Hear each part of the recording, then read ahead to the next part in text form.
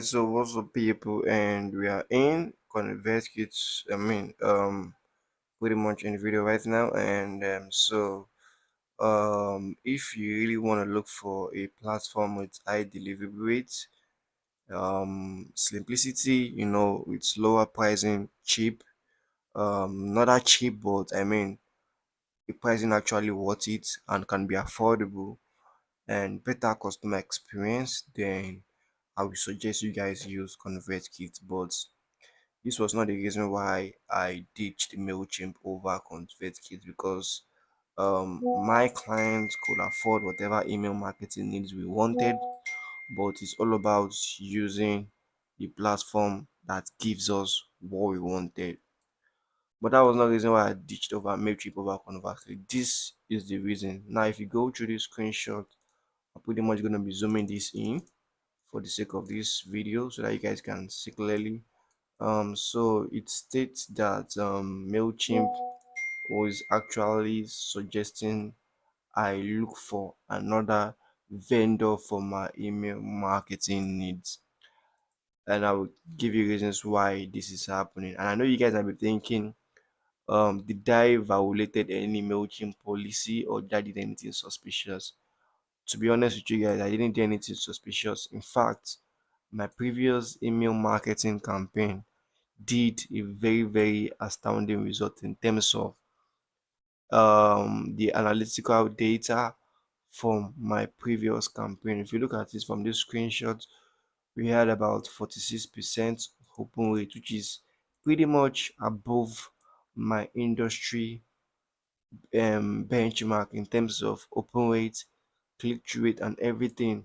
Okay, so the emails email results are pretty much doing well, and even the content was even not like I copied and pasted the content, or I'm trying to do anything spammy or shady, but content was basically based on hand-on experience that these businesses had in their industry, because they are in the trading forex industry. So most businesses are pretty much not friendly with this kind of businesses, because they felt, it is because of the risks involved in such kind of businesses when it comes to trading. And most email marketing provider are trying to ignore these businesses, you understand, in their platform, because they don't want to engage in stuff that requires people to to lose their money, which is one of the reasons why our business is so sensitive. Not that we're doing shady things, but because most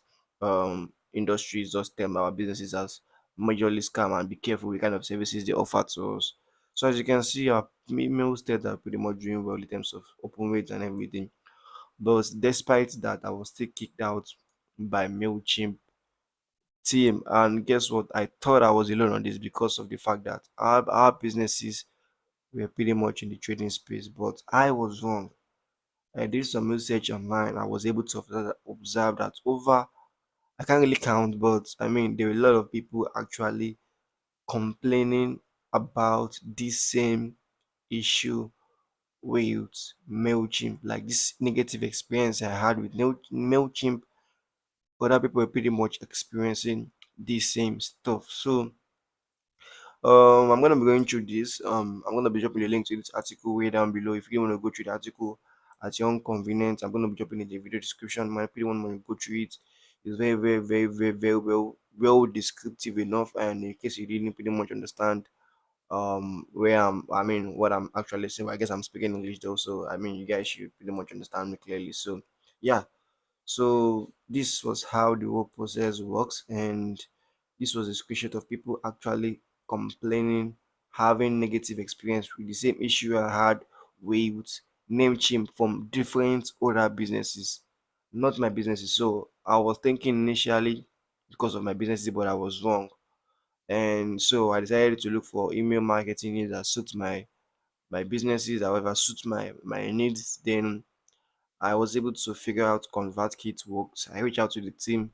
I discussed with them about the nature of my business. They said they don't have any limitation to any businesses that they can offer services to, and they are ready to have me on board, which was pretty much a very good one. I was so happy, and this little switch So we're able to switch from Mailchimp to ConvertKit, and this switch helped my clients made over $15,400 in 2 weeks in our email marketing campaign. So this is a screenshot of our of the emails I was able to send, because I'm in charge of sending out the email campaign. So I send out these emails on ConvertKit. If you look at the server, if you zoom in properly, let me pretty much zoom in clearly so we could see that this was a ConvertKit sale. So this was the image. This was the ConvertKit browser. So I sent out a 10% discount. Could be promoting an offer to our audience, and that offer made about $70,000, but we had a discount of 10%, so which bought us 15,000 plus in sales. So so that is pretty much how the overall process works. Did I switch to Mailchimp from Mailchimp to ConvertKit? So I'm gonna be referring you guys to, I don't know if you guys have come across this, but this is the Mailchimp Omnivore violation. So if this is your first time hearing this, or you're pretty much thinking, if you're a Mailchimp user, then you pretty much come across this violation. But if you're not a Mailchimp user, then you should keep this in mind. And I'm gonna give you reasons, and I'm gonna on this video you're gonna be knowing when you should be expecting such the action you're gonna be taking that require you to expect this kind of Mailchimp violation. And if you're not a yes, if you're not a Mailchimp user, but if you're a Mailchimp user, you have not really much come across this violation, then you are pretty much on the safer side. I might consider you using, yeah, you might still want to use Mailchimp. I mean, there's nothing really pretty much bad with that, but this experience alone made me, I'm gonna be giving you this why you should also have consider using whether email marketing or pretty much ConvertKit along the line, because there's going to be a time where you're going to have issues with this violation, and I'm going to tell you when that time is ready to come. So what is this Mailchimp Omnivore violation? So the Mailchimp Omnivore violation is a machine learning system. Okay, so what this does is it kind of like it detects email addresses from contacts or email addresses or any form of contacts who actually signed up to your form. Okay, to any form that is not directly connected to Mailchimp. So what that means is, let's say you generated an email list, you have an email list somewhere, and people signing up to your email list, but the email lists are not coming in directly to Mailchimp. And for you to be able to use those email on Mailchimp, that means that pretty much means you're gonna be exporting those email contacts to Mailchimp, so I can start sending out your email marketing campaigns.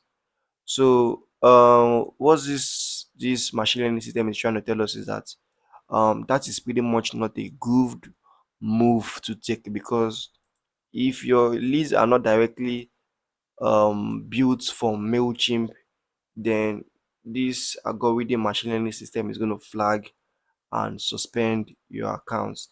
So what that means is importing contacts manually is a huge problem on Mailchimp. You can't import contact manually to Mailchimp. And for my clients' businesses, we lack the proper CRM system to be able to manage contact, because everything was custom coded from scratch. Okay, everything was custom coded from scratch. So we needed an email marketing automation software to help us be able to set up our email marketing needs. And previously, during the earlier days of trying to launch our product, we actually used Typeform to build up our email list. We had over 15,000 plus contacts generated that actually signed up on Typeform, but this Typeform was not linked with Mailchimp. So after when the leads were generated, we had to go on Mailchimp to purchase Mailchimp subscription. And I have a screenshot. I'm going to be showing the screenshot in this article. Is way down below this article. So what happened was, when we purchased Mailchimp for subscription for over 15,000 plus contacts, we imported this lead into Mailchimp.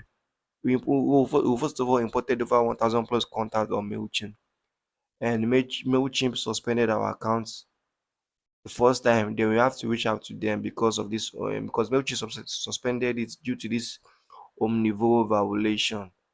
and we had to reach out, and the support team had to let me know that they don't allow third party list. List, what that means is that list that was not generated from Mailchimp contact. So okay, whatever list you're actually generating, if the list is not coming into Mailchimp directly, you're going to have a huge problem in using this platform.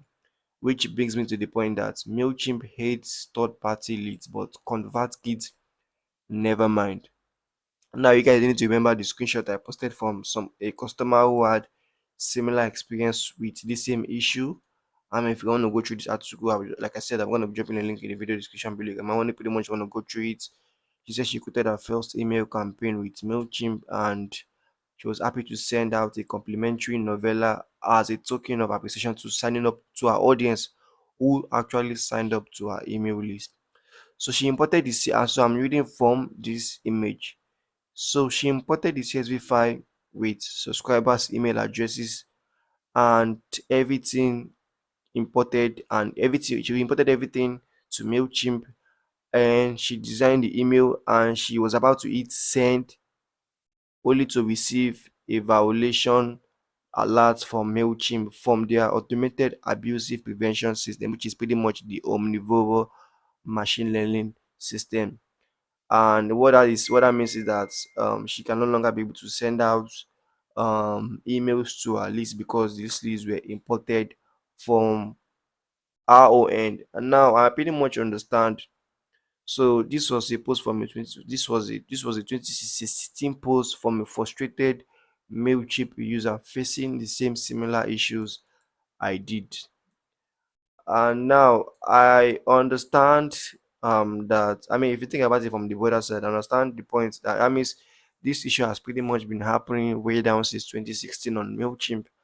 And this the purpose of this post is not me trying to criticize Mailchimp, or badge them for having this kind of machine learning system to be able to detect spam or stuff, because I understand the reason why this is happening, because this system, according to the how Mailchimp defines it, I'm going to be dropping a link to this about the Omnivore system. So the machine system actually scans for email addresses that are likely to be spam traps, or email that which are usually tends to generate a lot of hard bounces or abuse, that, or maybe it just likely emails that are likely to be termed as spam. Now, I understand this is what the machine learning system is trying to prove, but judging for the fact that we're able to import leads manually without sending out campaign is not a good thing to do. Now, what this means is that, Mailchimp should have figured out how this can be a little bit better and not as aggressive as it should be. You should pretty much have it in a way that once you're able to import these contacts, they should not suspend your account at first stance. Okay, they should have allowed you to send out an email marketing campaign first, and now judge those campaign results to see if these leads are actually generated leads, or they're actually spam generated. Okay, so what that means, that if I were to import my list into Mailchimp, the machine learning system which is the Omnivore system, supposed to detect from the emails I sent to this list if the emails are a good open rate, good email marketing statistics, which is high open rate, high click through rate. That means if there are cities included in the article copy and everything, then it can allow it go. But the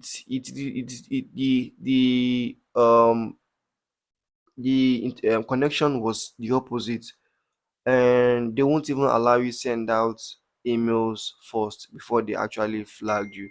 And I believe the Omnivore machine learning system could have been better over time, ever since when this system has been invented. Since, I don't know whichever way, but I guess it has been since 2016, according to this article I read online. So, according to the screenshot I saw from a forum that I included in this article.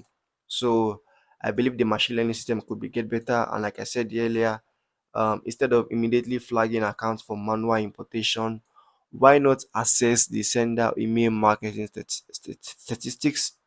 So what that means is if a client report the contact and send out a campaign with a high spam rate, then the Ominvore system should suspend the account, not suspending the account immediately the account was imported.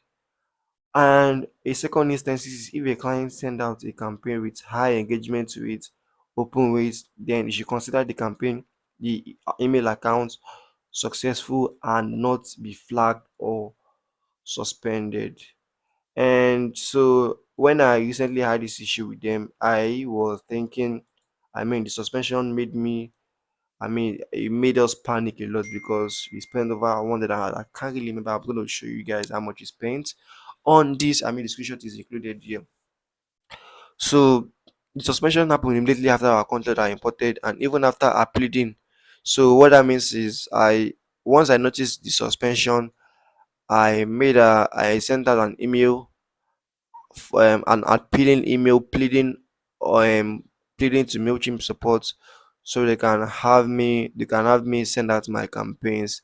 And I even provided them evidence. As you can see, evidence as seen on how these leads were generated from my end, but Mailchimp didn't reverse my case. They still suggested I look for another email marketing vendor for my needs. And also, I forgot to mention that our customer support response rate is nothing compared to ConvertKit, which I'm pretty much going to be discussing later as we move down this article. So this was the reason why I was able to switch over from Mailchimp to ConvertKit, and so far I have pretty much been enjoying ConvertKit experience. So that's pretty much it from reason why I was able to switch over from Mailchimp to Convert. Now let's talk about comparisons now between Mailchimp and ConvertKit. Which email marketing platform has the best features? Okay, so I would say from someone who has paid who is using the ConvertKit's paid plan and Mailchimp paid plan, I would say ConvertKit is best for creators and small e-commerce business owners, including bloggers like me.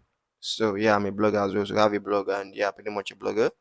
And why Mailchimp is made for small to medium sized business owners. So Mailchimp would have been a good fit for our business because of the features it contains, but although it was unfortunate that it didn't happen due to these omnivore issues, but there are some features I find interesting on Mailchimp, but I wish I could see them on ConvertKit. And these features are based on its reporting capabilities, leaving a lot to be desired from ConvertKit. And I'm going to mention. So I wish I was able to find these features on ConvertKit. That pretty much be a huge plus, but still ConvertKit has always been my go-to email marketing needs. So one of the feature is heat maps, and heat maps is a huge deal, always a huge deal in terms of understanding our user behavior with campaigns. So what that means is when you send out an email marketing campaign and you have multiple, just like this screenshot has shown here, you have multiple CTA links. So it's going to give you like an insight on your overall engagement score, on which links tends to generate the most highest the highest click-through rate and success rate. So as you can see, this was the email campaign I sent on Mailchimp before my account got suspended, and it had about 42.1% click-through rate. This one had a 48% click-through rate, and while this other one had 9.2 click-through rate. So what this means is that the one with 42% click-through rate and 48% had a huge had a huge impact than the one with 9.2% click-through rate. So it just pretty much give me an insight on which of the links my audiences actually click the most. So and also another feature I'm also suggesting ConvertKit should work on in the future is also the audience demographics. So yeah, ConvertKit pretty much have something, but not as simple as what you can see in front of my screen. So this is what the screenshot I took from Mailchimp dashboard, and it shows you the your audience demographics, the country they are in right now. I know this time you might not be able to get this data. You might be able to get this data from your Google Analytics, but you cannot be able to figure out which country your audience are from. So Mailchimp actually tells you, okay, this your email contacts are from this country. Okay, so what that means is that when I send out my email campaign and these people click on any link on my email copy, ConvertKit has is Mailchimp has a system whereby they're able to detect which country these audiences are from. So this is the insight they are providing, so which is pretty much a good data in terms of maybe trying to segment my email list based on location and etc. Yeah. So campaign benchmarking. Now this is a very, very huge important feature that I suggest ConvertKit should have. Now, what this means is it kind of like compares, Mailchimp have data of over thousands of businesses, related businesses, all your businesses in their platform.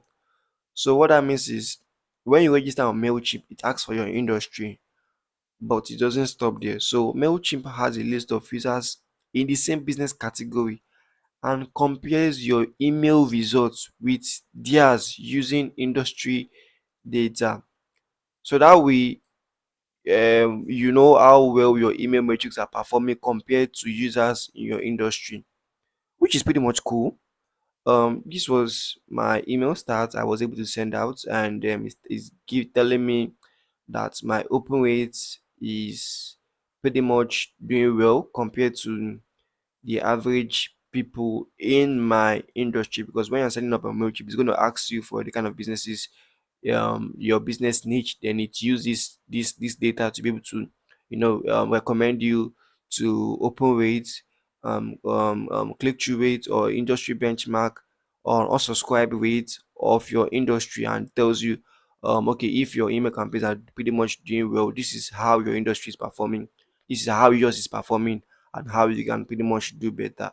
Okay, so this is a very, very, very, very much good feature to always, I wish ConvertKit could have, but yeah, I would have loved it, but as someone who has been doing email marketing for over a year now, the most important statistics to focus on are open rates, click-through rates, A/B testing, unsubscribe rates, delivery rate, and email bounce, and other features which I just mentioned: the heat map, conversion, campaign benchmark, and audience demographics are necessary, but um, they don't really play a huge role in terms of your email marketing results.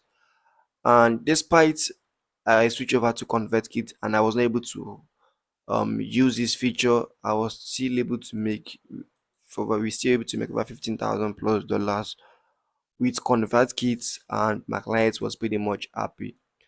Yeah, so let's dive into a little pretty much a few comparison model which you might really want to look out for. So in terms of pricing, this was how much I paid for Mailchimp for over 15,000 plus contacts.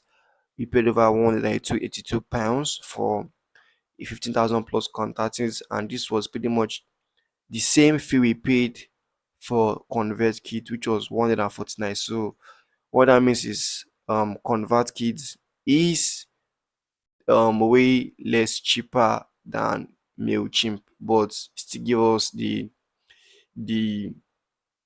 the service we wanted. And again, um ConvertKit limited free version only works when you have over 1,000 plus email subscriber, and you can send out unlimited emails.